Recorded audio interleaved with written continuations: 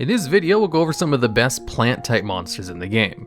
A type of monster which has seen a lot of regular competitive success throughout the years, but is surprisingly sparse when it comes to total monster count, for how popular the type has been historically. And at number 10, we have Evil Thorn. This is a level 1 plant-type monster which simply has the effect where it contributes itself to inflict 300 points of damage to your opponent. And then you can special summon up to 2 other Evil Thorns from your deck in attack position, but they have their effects negated. So basically, a normal summon of Evil Thorn can allow you to go +1 in card advantage on the field, and then have 2 effect monsters on the field in order to go into link plays. In the OCG, when they had the plant FTK viable, Evil Thorn was a staple addition in all of those decks because it allowed you to go to Erosive Mary Jasmine very quickly, or any number of extensions for getting a whole bunch of plants in the graveyard very fast. The card itself is just an inherent +1 if you only drawn to 1 copy, and have a way to get on the field, as you don't actually need to normal summon the card to use the effect. So if you have a way to special summon plant type monsters, then you can go +1 off of its effect. In the past, its effect was never really that good because it was a weak level 1 monster. But with link monsters loving level 1 monsters, and anything that gets extra monsters in the field, Evil Thorn always has the potential to be very good in plant-based decks. If there's ever a future plant archetype that just wants a whole bunch of plants in the graveyard, like OCG Plant FTK, but I'll definitely be talking about that later on in the video. However, Evil Thorn hasn't really seen any competitive play in the TCG, which is why it's only the number 10 spot on this list. And at number 9, we have Garden Rose Maiden. This is a level 5 synchro monster, which allows you to add the Black Garden field spell card from your deck or graveyard to your hand when it's summoned. And it also has the effect, while it's in the graveyard, where it can banish itself from the graveyard in order to special summon a Dragon Synchro monster from your graveyard, or a Rose Dragon monster. So it has a Mizuki-like effect in the graveyard, but only for Dragon Synchros, or Rose Dragons. But the real power of this card is that Dragon Synchro bit, and of course, the summon tokens from Black Garden. The card itself is a middleman for advantage, where when this card's brought out, it allows you to go +1 with the search effect, and Black Garden itself can be used to special summon Garden Rose Maiden from the graveyard.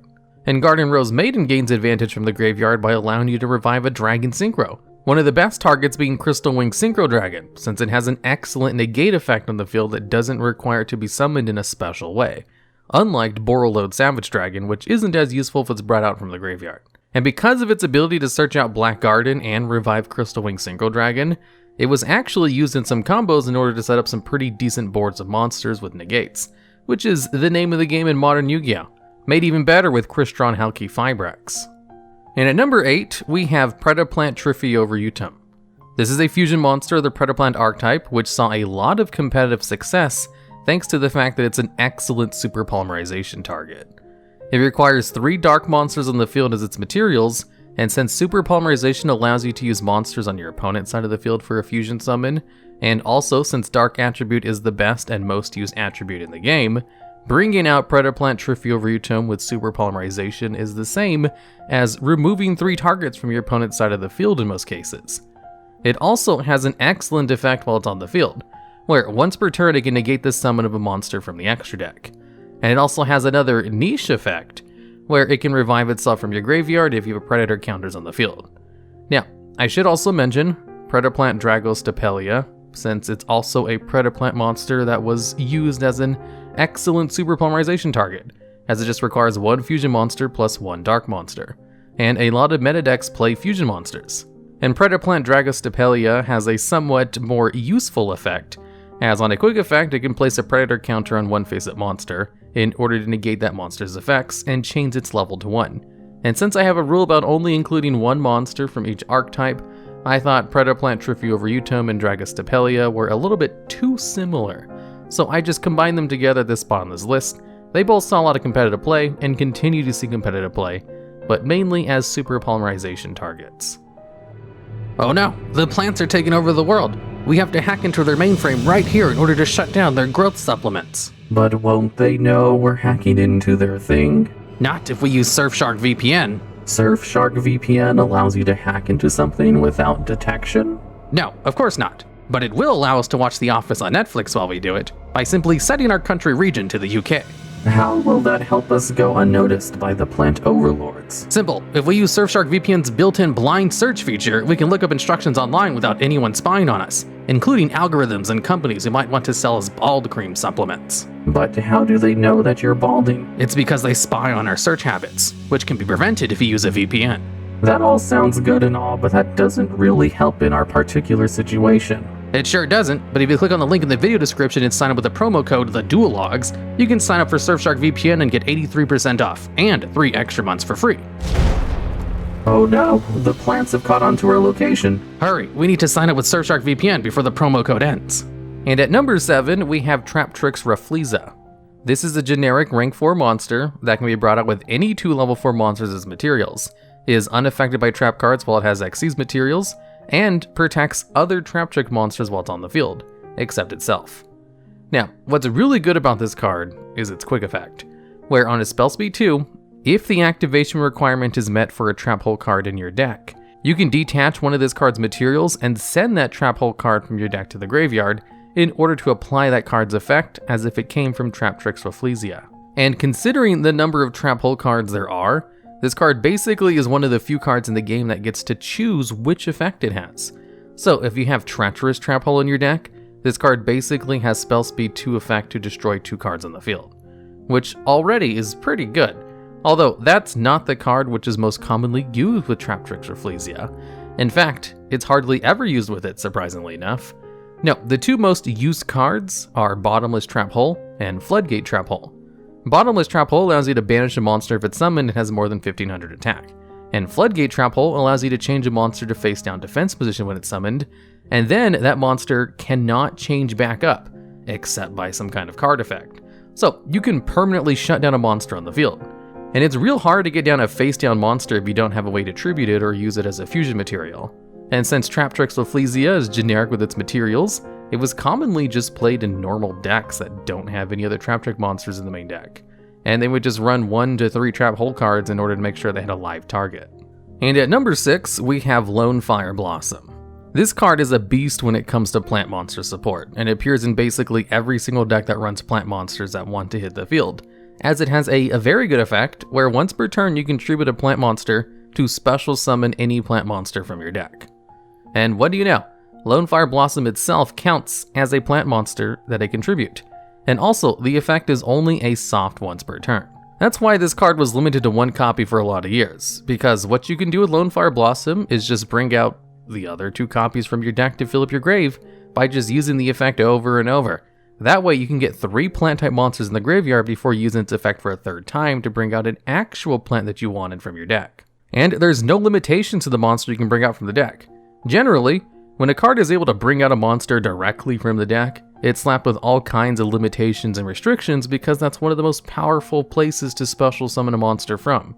Lonefire Blossom ain't got no time for any of that. If it's a plant type and exists in the deck, then it's a viable target.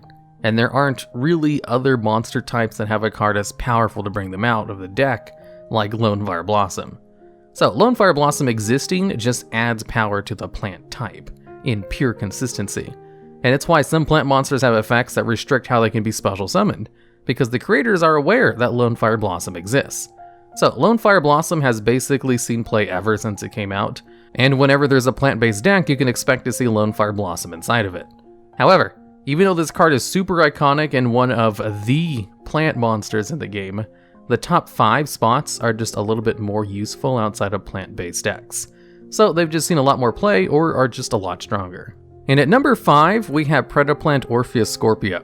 This card has the ability to search out a fusion spell card essentially with its little combo, where what it does is when it's summoned, you can send a monster card from your hand to the graveyard to special summon a Predaplant monster from your deck. The main target for this card is Predaplant Darlingtonia Cobra, which has the effect that when it's special summoned by the effect of a Predaplant monster, you can add a Polymerization or Fusion spell card from your deck to your hand. And what do you know? Super Polymerization, Instant Fusion, and Brilliant Fusion were all incredibly good cards that can be searched out with this combo. That saw play in a whole bunch of different kinds of non-plant decks, or just non-Predaplant decks in general. For how many Predaplant monsters are going to appear in this list, none of them appear on this list because of something that Predaplant's decks did themselves. Which is why I think it's okay to include so many of them, even though I generally have a rule about 1 card per archetype.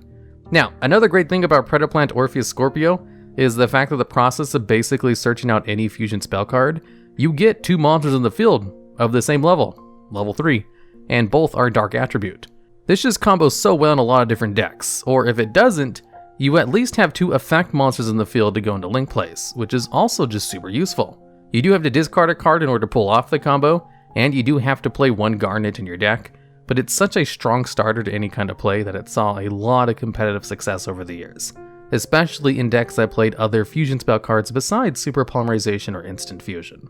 And at number 4, we have Predaplant Verte Anaconda, another Predaplant monster which is on this list for no reason that has to do with the Predaplant archetype at all, and is used independently of the other 2 Predaplant monster strategies that appeared on this list.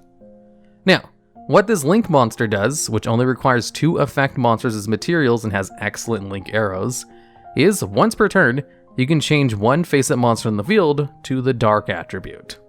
This isn't super useful, but it is situationally useful if you're trying to Super Polymerization to go into Predaplant Triphyoverutum.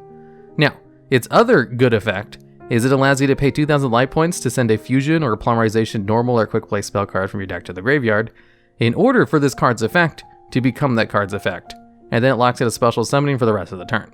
Now, since it only copies the effect of the card, it's able to bypass some of the restrictions that the card uses.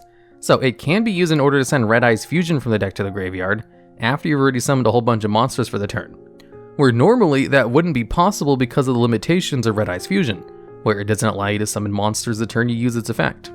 And since it can bypass the limitations of Red Eye's Fusion, Predaplant Verte Anaconda basically allows you to bring out Red Eye's Dark Dragoon with any 2 effect monsters on the field, which is a beast of a boss monster that has excellent protection, an Omni Negate, and can destroy 2 monsters while inflicting damage and gaining more attack.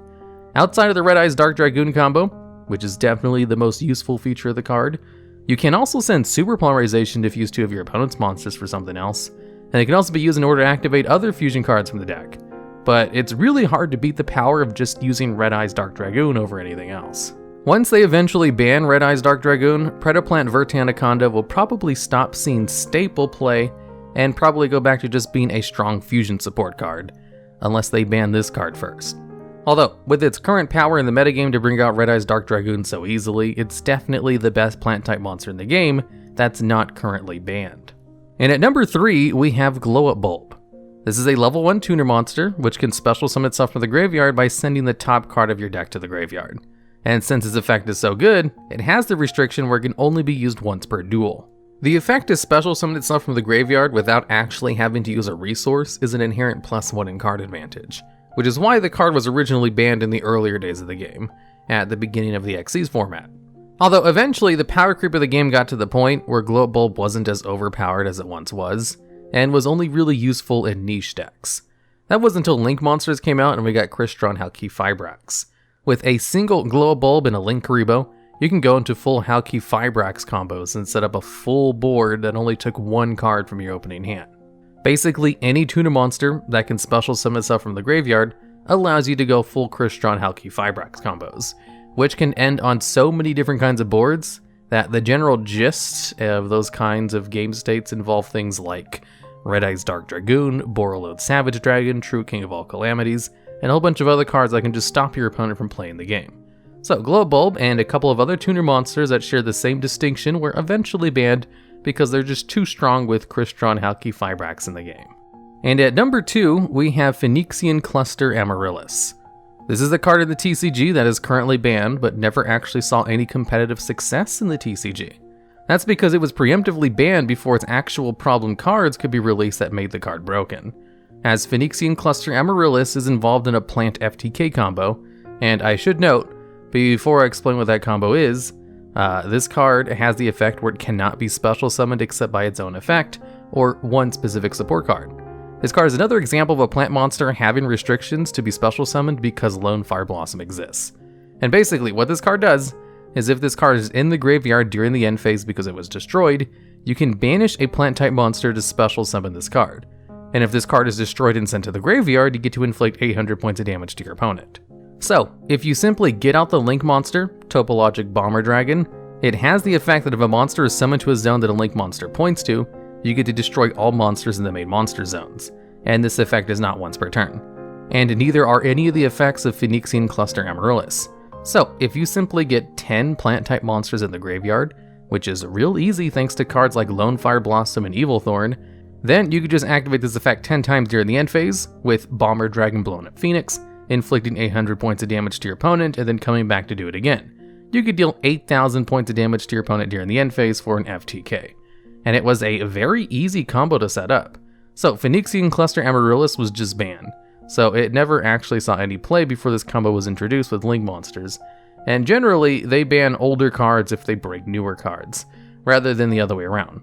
So currently, Topologic Bomber Dragon is responsible for 2 cards being on the ban list, Phoenixian Cluster Amaryllis and Samsara Lotus, who coincidentally is also a plant-type monster. And at number 1, we have Dandylion. This is a level 3 plant monster, which simply has the effect that when it's sent to the graveyard, you get to special summon 2 fluff tokens. These tokens are level 1, have no stats, and only have the restriction where they cannot be used for a tribute summon during the turn that they're special summoned. So they can eventually be used as tribute summon material later on.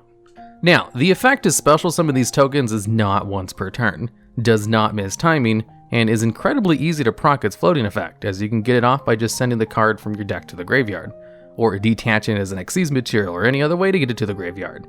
It's one of the best types of floating effects, one that doesn't matter how the card is sent to the graveyard. And even before Link monsters came out, Dandylion saw some time on the ban list in one way, shape, or form, because the effect was just so good that it saw play in a whole bunch of different kinds of decks over the years. One of the more popular uses was the Debris Dragon combo, where you could use Debris Dragon to bring out Dandylion, go into Black Rose Dragon to blow up the field, and then end on 2 tokens, as the token effect would activate after the destruction of the field. But then when Link monsters came out and a lot of them could use tokens in order to bring out big boss monsters, Dandylion was just too good of a token generator to exist alongside Links. So it got banned as soon as Link monsters came out, and was the first card that can generate tokens to be hit on the ban list directly because of Link monsters.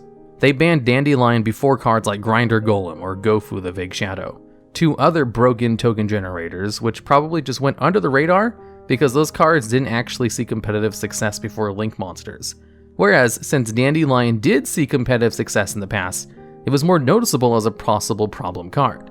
There's even a card on the ban list currently called Mecha Phantom Beast O-Lion, which has the effect to special summon a token when it's sent to the graveyard, but it's a hard once per turn on its effect, and only special summons a single token.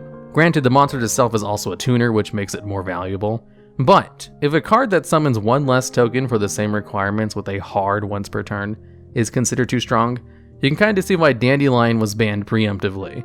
And with how good Grinder Golem and Mecha Phantom Beast O-Line were, it seems like that was probably a good idea on their part. Alright, and that's the list. Plant monsters have enjoyed a lot of very good cards over the years, despite the fact that plant decks themselves haven't really been super competitive when compared to the other more power types of monsters, like dragons, warriors, or spellcasters. If you think there's any other better plant-type monsters that should have made this list, I'd love to hear about them down in the comments, as well as ideas for future videos just like this one.